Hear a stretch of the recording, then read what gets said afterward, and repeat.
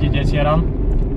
तो आज अभी सुबह के 7:30 बज रहे हैं और हम हमारे छोटे भाइयों के साथ रणथंभौर त्रिनेत्र गणेश जी की दर्शन के लिए जा रहे हैं, क्योंकि आज दशहरा है और हमने ऐसे प्लान बना लिया सुबह क्या रात में प्लान बना लिया था कि सुबह कहीं चलेंगे। तो डेस्टिनेशन सभी ने जो तैयार की वो ये थी कि सुबह गणेश जी जो बहुत ही फेमस है वहाँ जाने का विचार बनाया। तो निकल लिए हैं, सुबह के 7:30 हो रहे हैं और देखते हैं कितनी देर में वहाँ पहुँचते हैं, क्योंकि हमें वापस भी आना है, अपने बाकी काम करने हैं। दुर्ग की जानकारी कुछ ज़्यादा ही है तो वीडियो ज़्यादा लंबी है, तो इसको कुछ भागों में बांटा गया है। तो आप सभी रणथंभौर दुर्ग की वीडियो को पूरा देखें। तो चलिए लेके प्रभु श्री राम का नाम यात्रा शुरू करते हैं।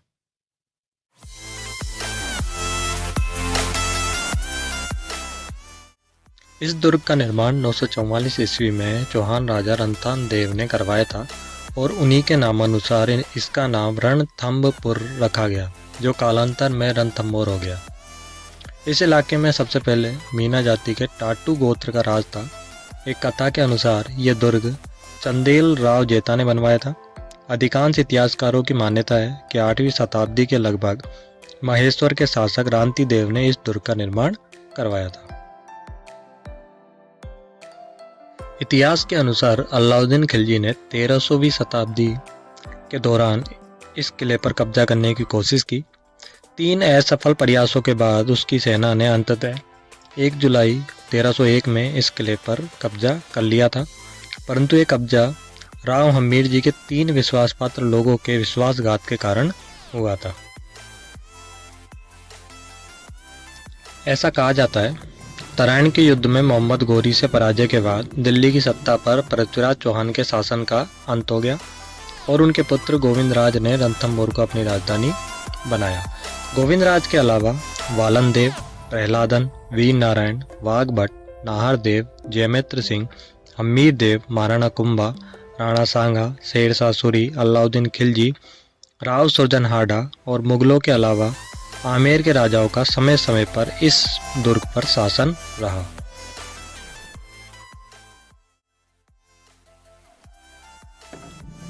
हाँ तो मित्रों, सुबह थोड़ा जल्दी निकले थे और इस चक्कर में नाश्ता वास्ता नहीं कर पाए थे। तो अभी यहाँ रुके हैं, शेरपुर चौकी है ये। यहीं से एक रास्ता श्यामपुरा की तरफ जाता है सीधा, और एक रास्ता जो राइट हैंड पे करता है। जब आप सवाईमाधोपुर से आओगे तो राइट हैंड पे एक रास्ता जाएगा इस क्या बोलते हैं तिराहे पे से, तो वो सीधा जाता है गणेश जी के लिए। और यहाँ से गणेश जी करीब 8-9 किलोमीटर बता रहे हैं। तो यहाँ दुकानें लगी हुई हैं। अगर आप सुबह जल्दी आ रहे हो तो यहाँ खाने वाने की व्यवस्था, नाश्ते की व्यवस्था हो जाती है। तो नाश्ता कर लिया है, अब आगे चलते हैं। अब आगे यहाँ एक वनपाल नाका है शेरपुर का, तो यहाँ कुछ चेकिंग वेकिंग होती है। तो मित्रों, वनपाल नाके पर ज़्यादा जानकारी नहीं ली जाती, बस आपकी गाड़ी के नंबर नोट किए जाते हैं, आप कितने लोग सवार हैं ये नोट किया जाता है, और आप किस समय एंट्री ले रहे हो ये सब नोट होता है, और उसके बाद आपको जाने देते हैं।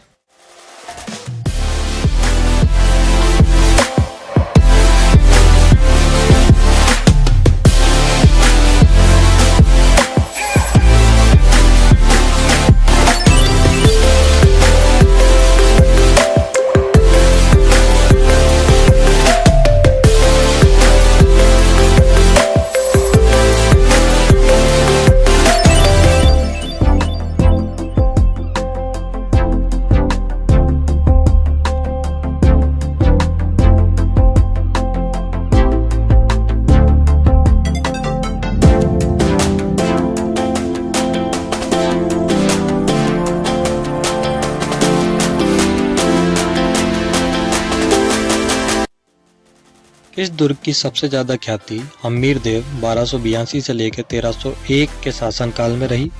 हम्मीर देव का 19 वर्षों का शासन इस दुर्ग का स्वर्णिम युग था। हम्मीर देव चौहान ने 17 युद्ध किए, जिनमें 13 युद्धों में उन्हें विजय प्राप्त हुई। ऐसी भी मान्यता है कि खानवा युद्ध में घायल राणा सांगा को इलाज के लिए इसी दुर्ग में लाया गया था।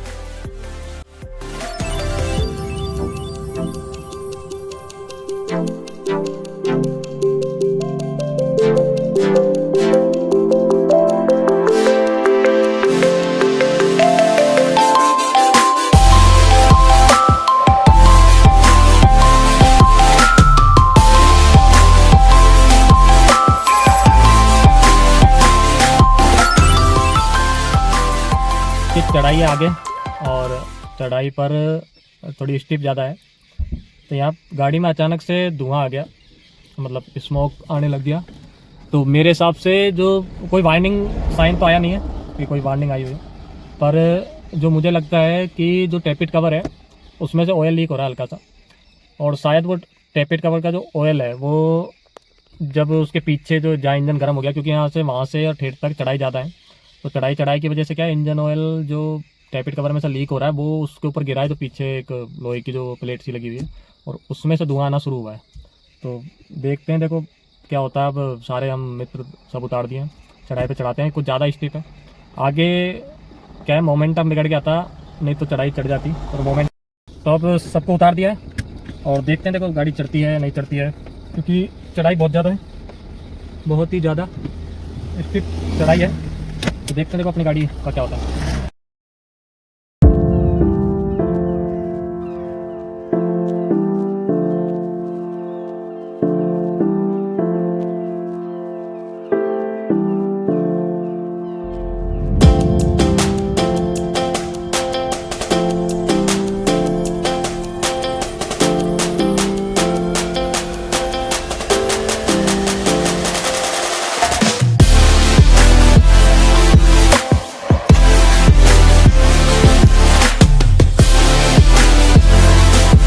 तो मित्रों, जब इस दुर्ग पर आप पहुंच जाते हो और जब आप इस दुर्ग को सामने से देखते हो तो इसका मुख्य द्वार दिखाई नहीं देता है। थोड़ा आगे बढ़ने पर जब आप सीढ़ियों पर चढ़ते हो तो उसके बाद में आपको मुख्य द्वार दिखना प्रारंभ होता है। तो सबसे पहले इस दुर्ग का मुख्य द्वार नवलखा पोल आता है। वैसे इस दुर्ग के 4 मुख्य द्वार हैं, चारों अलग अलग दिशाओं में। नवलखा पोल को सामने से देखा नहीं जा सकता है।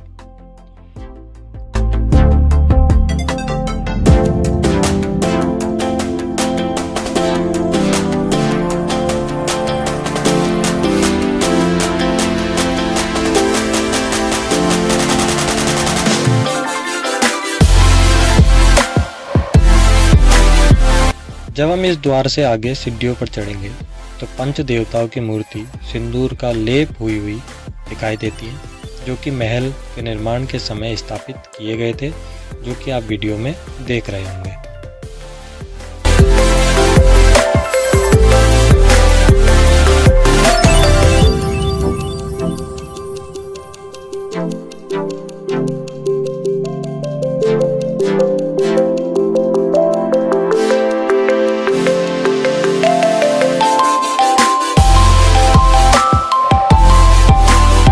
आगे बढ़ने पर हमें एक स्तंभ दिखाई देता है, जिस पर रणथंभौर दुर्ग के बारे में कुछ जानकारी भारतीय पुरातत्व सर्वेक्षण द्वारा लिखी गई है, जिसको पढ़कर आप दुर्ग के बारे में कुछ मुख्य जानकारी प्राप्त कर सकते हैं।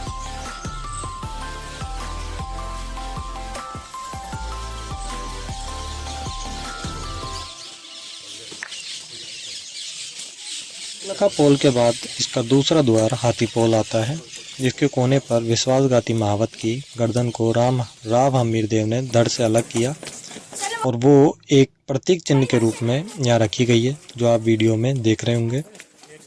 तो मित्रों, इस वीडियो का पहला भाग हम यहीं समाप्त करते हैं और आगे की वीडियो अगले भाग में आपको दिखाई जाएगी। जय श्री राम, जय हिंद।